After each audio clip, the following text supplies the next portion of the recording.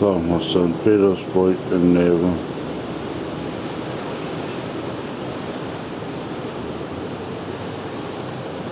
Und keine Mädchen zu sehen.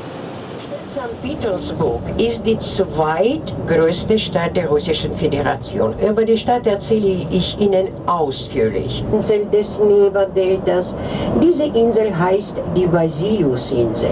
St. Petersburg befindet sich auf 42 Inseln des Neva-Deltas. Unterwegs, gucken Sie bitte, ein riesiges Hotel Park Inn.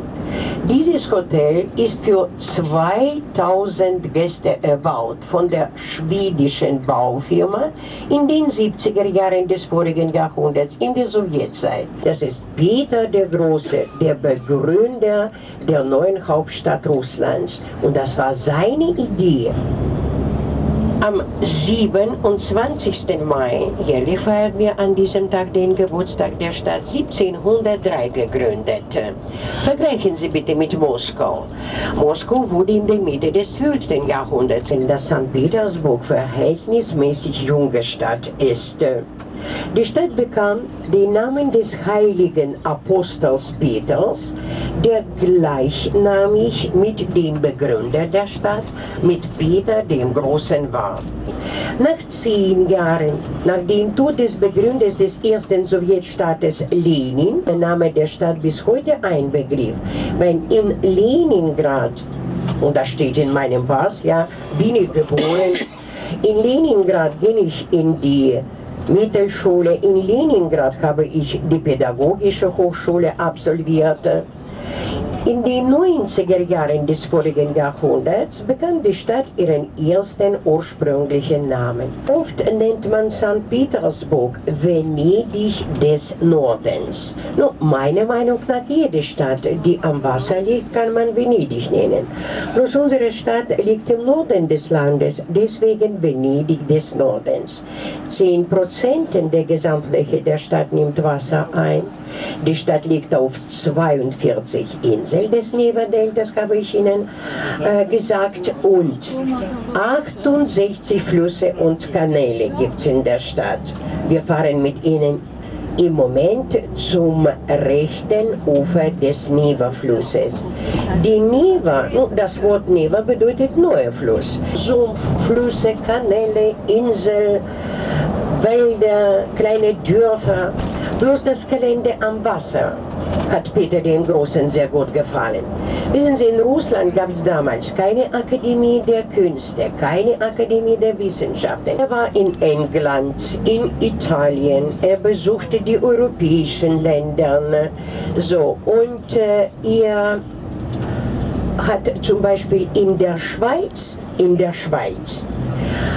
Dominica Tresini kennengelernt. Dominica Tresini stammt aus dem italienischen Teil der Schweiz, wurde nicht weit von Lugano geboren.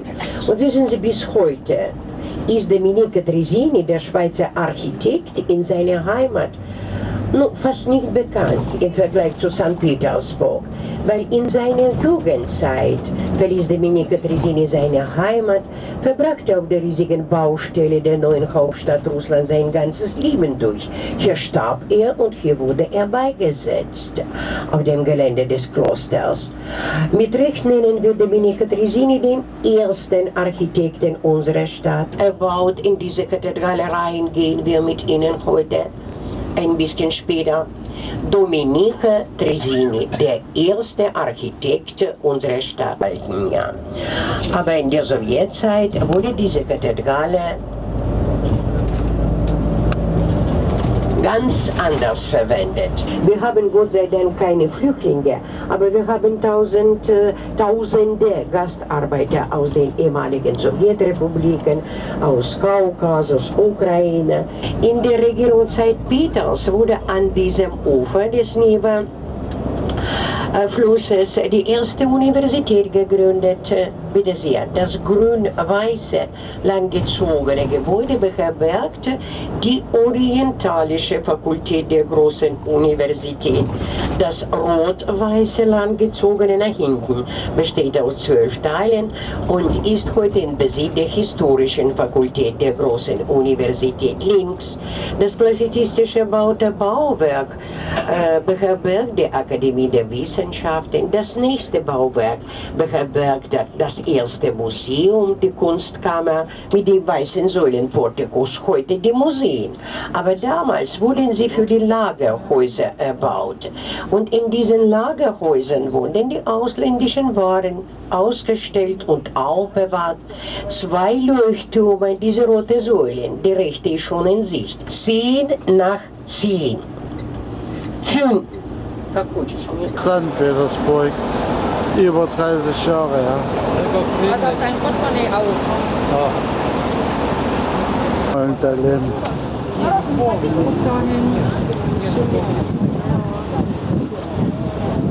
Wann soll man wieder raus sein? Viertelstunde, hast du doch gehört. Nee, wir schwimmen über den Neckar.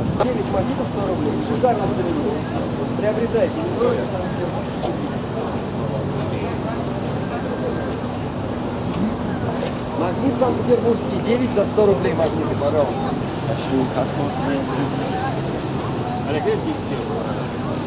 Опять Полтавская.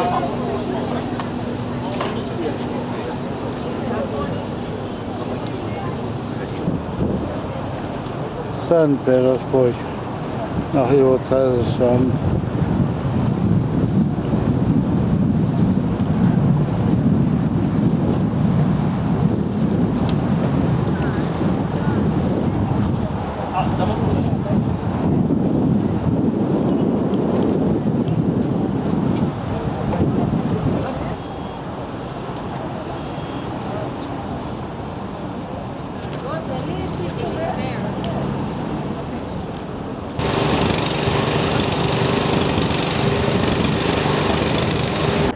Gucken Sie nach rechts. Das dunkelbraune Segelschiff wurde für das Restaurant in Holland erbaut. Die Stadt St. Petersburg bekam dieses Restaurant als Geschenk.